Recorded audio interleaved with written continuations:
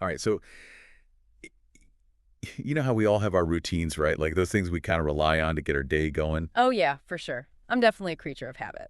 Well, imagine one morning you head to your local Dunkin', right? Like you do every day maybe for your coffee and donut fix. Hmm. But when you get there, Yeah. the shelves are bare. Hmm. Like no donuts anywhere. Oh, wow. That's a serious problem for a lot of people, I bet. It actually Huh. happened. Yeah. Dunkin' experienced some donut shortages in a few states recently. Hmm. Interesting. Which states are we talking about? Well, Nebraska, New Mexico, Arizona, it seems. Wow, you wouldn't think those places would be facing a donut crisis. You wouldn't, right? But it gets even more interesting. Okay, I'm intrigued. So Dunkin' blamed these shortages on what they called a manufacturing error at one of their suppliers. Hmm. Manufacturing error. That seems kind of vague, don't you think? It does. Right. Especially for a company as big as Dunkin'. Yeah. You'd think they'd have some backup plans in place. You'd think so. Yeah, Like 4% of their stores were affected nationwide. it's pretty crazy. Makes you wonder what's really going on behind the scenes. Yeah, there's definitely more to this story than meets the eye. I think so too. And you know what's even more interesting? This whole shortage kind of highlights this identity shift that Dunkin's been going through. Oh, yeah, what do you mean? Well, remember when they were called Dunkin' Donuts? Of course, yeah. Back in 2018, they actually dropped the donuts from their name, started focusing more on their beverages. Right. It was like they were trying to be like, hey, we're more than just donuts. We're a coffee destination or something. Exactly. But then this whole shortage happens, and suddenly everyone's talking about the missing donuts. It's kind of ironic, isn't it? Like they try to move away from the donut thing and it comes right back to bite them. It's like they couldn't escape their donut destiny. I guess donuts are in their DNA whether they like it or not. It seems that way. Mhm. And you know what else this whole situation really brings to light? The whole fragility of our modern food supply chain. Oh, yeah. It's fascinating, right? Like we kind of take it for granted that we can walk into a store and find whatever we want. We do, but there's this massive, intricate network working behind the scenes to make that happen. It's like this giant machine with all these moving parts, and if just one part breaks down, The whole thing can fall apart. exactly. There's so many things that can disrupt those systems. Oh, yeah, like what? Well, you've got labor shortages, transportation delays, unexpected surges in demand. Oh, right. And then there are things like natural disasters, or even those mysterious manufacturing errors, like Dunkin's dealing with. It's a delicate balance, and when it's thrown off, the effects can be pretty significant. It makes you think twice about all the things we rely on every day. Yeah, and how easily those things can be disrupted. So we've talked about the business side of things, but Yeah. what about the actual people who were impacted by this shortage? Right, the human element, that's Yeah. always important to consider. The article we shared mentioned that the Albuquerque Police Department almost had to cancel their monthly breakfast meeting because they couldn't get any donuts. Oh, no, really?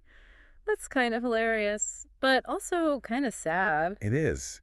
It shows how something as simple as a donut can play a surprisingly important role in our routines and even our community events. It's true. And then there was that poor phlebotomist who worked the overnight shift and was really looking forward to a chocolate cake donut as a reward. Oh, yeah, I remember that. Talk about a disappointment. It's a reminder that these disruptions, even if they seem minor on the surface, can actually impact people's lives in ways we might not even realize. It makes you wonder what else we take for granted that could suddenly disappear. Right. It's Hmm. food for thought, for sure. You know, Yeah. it's funny you should mention that because it reminds me of something else. Oh, yeah. What's that? The Great Butter Shortage of 2014. We had a butter shortage? Really? I don't remember that. Yeah, it wasn't quite as dramatic as donuts disappearing or anything, but it definitely caused some disruption. So what happened? Did people have to eat their toast dry? Well, some probably did. But it did lead to price increases, and some countries even had to ration butter for a while. Wow, I had no idea butter could be such a hot commodity.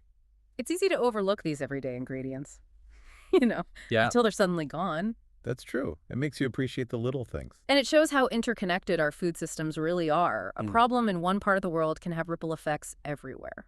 Like the butterfly effect. Exactly. And speaking of things we take for granted, remember the great toilet paper shortage of 2020? Oh, yeah, how could I forget? Empty shelves, panic buying, people fighting over the last mega pack. It was a wild time for It sure. really was. Yeah. What do you think caused that? Was it just people freaking out and hoarding toilet paper? Well, there was definitely a psychological component to it, like a herd mentality that takes over when people are uncertain about the future. But there were also some legitimate supply chain issues going on. The pandemic disrupted production and distribution, And then you had this huge surge in demand as people stocked up just in case. So it was kind of like the perfect storm of pandemic anxieties and actual supply chain vulnerability. Exactly. And that's kind of what we're seeing with Dunkin' now, except instead of toilet paper, it's donuts. Right. It's interesting how these shortages can expose the weak points in our systems, whether it's a pandemic, a natural disaster, or even just a manufacturing error, like Duncan is claiming. It makes you wonder what's next. What's the next everyday item that's going to suddenly become scarce? It's kind of unsettling, isn't it? It can be, but I think it's also a call to action. The more we understand about these systems, the better prepared we'll be to handle these kinds of disruptions in the future. So what can we do? Should we all start stockpiling donuts and toilet paper just in case? Haha.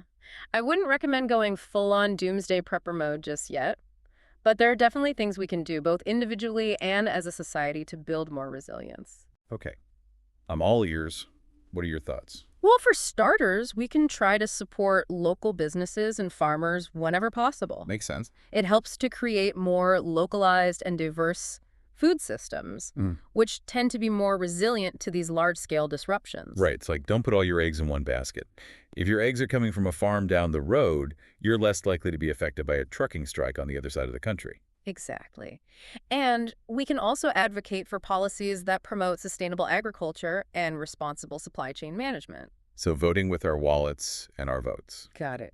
And on a more personal level, we can be more mindful of our own consumption habits. Reduce waste, avoid panic buying, Yeah. and maybe even learn some basic skills like baking or gardening. Oh, yeah, that's a good point. I've been meaning to start a garden anyway. It's not about becoming completely self-sufficient or anything, but having some knowledge and skills can definitely help you adapt if those store shelves do start to look a little bare. It's about being prepared, not panicked. Right, exactly. It's Right. about feeling empowered, not helpless. I like that.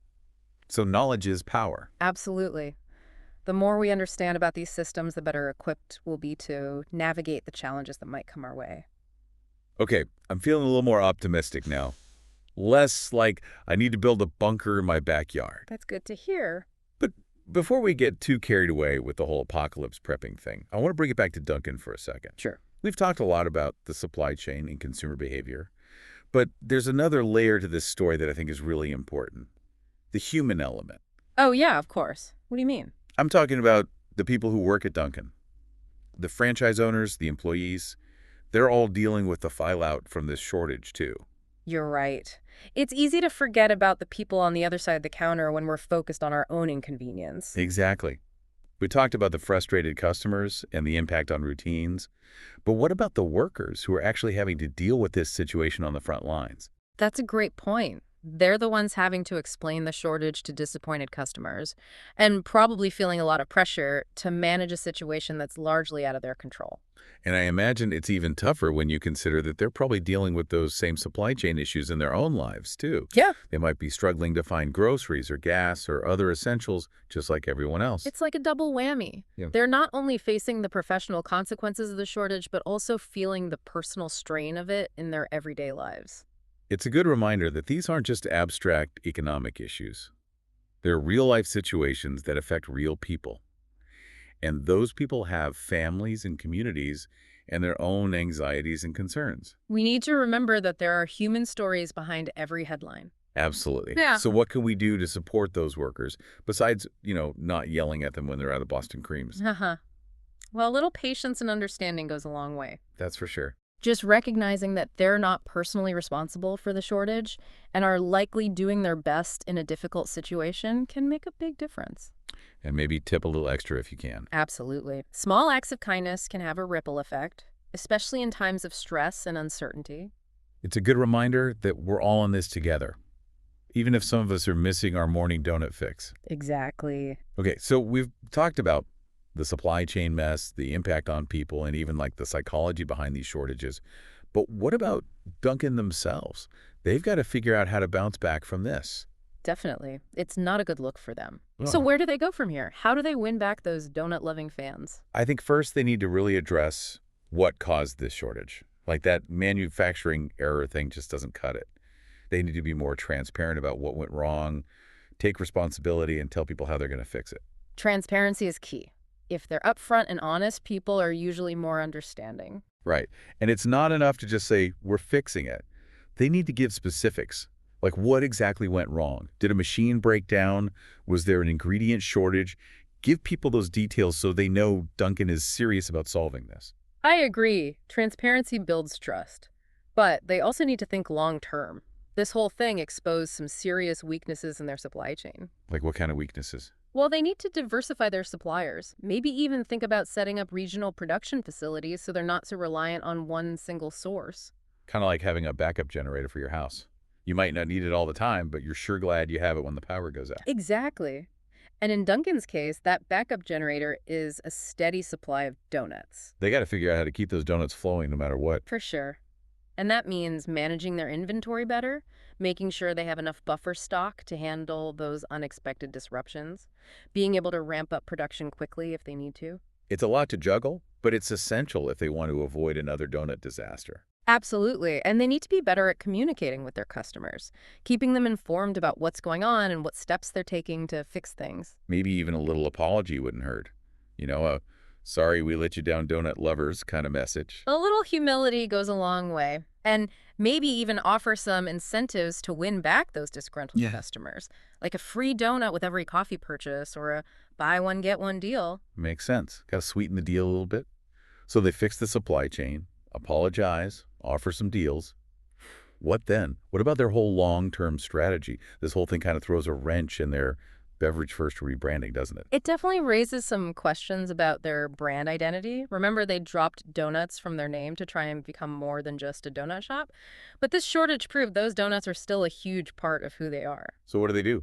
Just embrace their donut destiny. Maybe that's not such a bad thing. This could be a chance for them to really lean into their donut heritage. Double down on quality, offer some unique and innovative donuts, and become the ultimate destination for donut lovers. Back to basics, but with a modern twist. I kind of like it. And it ties in with the whole supply chain resilience thing. If they're going to be known for their donuts, they're going to make sure they can actually deliver on that promise consistently and reliably. No more empty pastry cases. Right. It's about walking the walk, not just talking the talk. Exactly. But it goes beyond just the donuts themselves. It's about the whole Dunkin' experience. So what do you mean? They need to invest in their employees, make sure they're well-trained, feel valued, and are prepared to handle these kinds of situations. Yeah. Happy employees make for happy customers. And happy customers are more likely to forgive a donut shortage every now and then. It's all connected. It's about creating a culture of excellence from the top down, from the supply chain to the storefront. Exactly. A holistic approach that takes into account all the factors that contribute to a successful and resilient business. Sounds like Dunkin' has a lot of work to do, but I think they can pull it off. I think so too. They've got a strong brand, a loyal customer base, and let's face it, people love their donuts. With the right strategy and a bit of luck, they can bounce back from this and maybe even come out stronger. Who knows, maybe this whole donut fiasco will be a turning point for them. A chance to reinvent themselves and reclaim their spot as the kings of coffee and, yes, donuts. It just goes to show sometimes a crisis can lead to growth and reinvention. What's the biggest takeaway for you from all of this? For me, it's a reminder that even in our crazy, connected, globalized world, those simple things still matter. A donut might seem small, but it represents comfort routine, a sense of community. And when those things get disrupted, the impact goes way beyond just an empty pastry case. It's about appreciating the little things, the people who make them possible, and the systems that bring them to us. And maybe being a little bit more prepared for those unexpected curveballs life throws our way. Because you never know when the next donut shortage might hit. Well said. So keep your pantry stocked, your coffee brewing, and your minds open to how everything's connected. Thanks for joining us for this deep dive into the Dunkin' Donut dilemma. It's been a pleasure. And don't forget to subscribe so you don't miss our next deep dive into the latest news and trends.